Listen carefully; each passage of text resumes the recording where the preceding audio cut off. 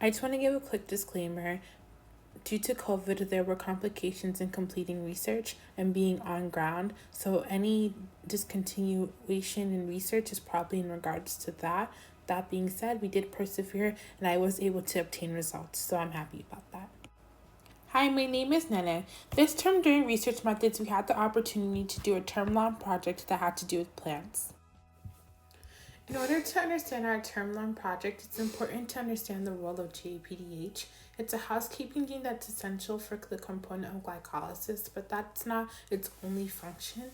GAPDH is abundant in both plants and mammals. However, during this project, we focus on its role in plants. It catalyzes the 6 steps of glycolysis, which converts glucose into a pyruvate. It has 2 main domains. Amino end that has NADA plus binding site, while the carboxyl end has a glycosylate 3' phosphate dehydrogenase activity.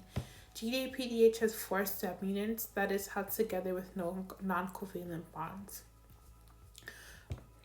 You're probably wondering why we'd study GAPDH, but altered GAPDH can have effects with Alzheimer's, Huntington's disease, and it's associated with 21 different cancers.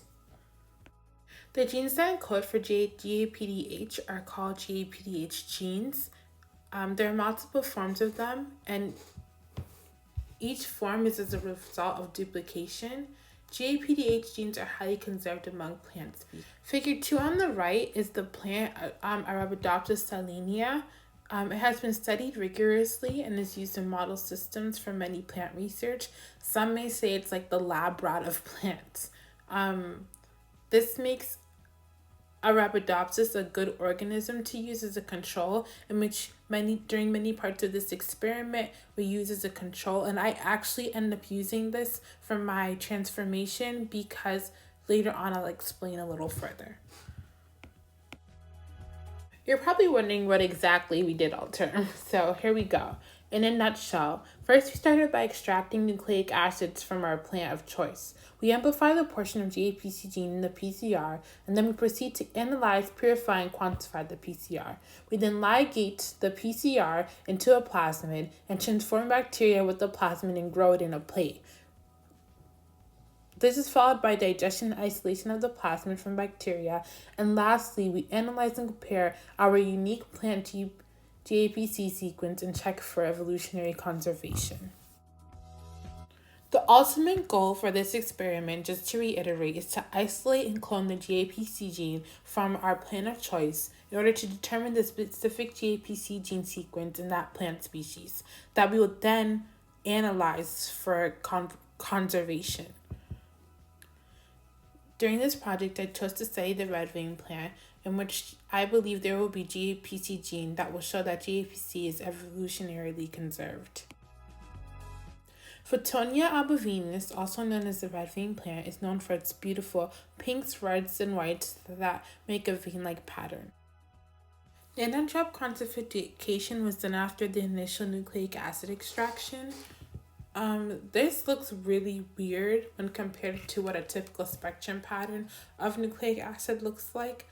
I did have a 2.21 measurement at my 260-280 absorption, so that implies that there was gDNA extraction that occurred, and I with the concentration of 60.9 nanograms per microliter. However, I had a lot of salt contamination, and that's why this looks off.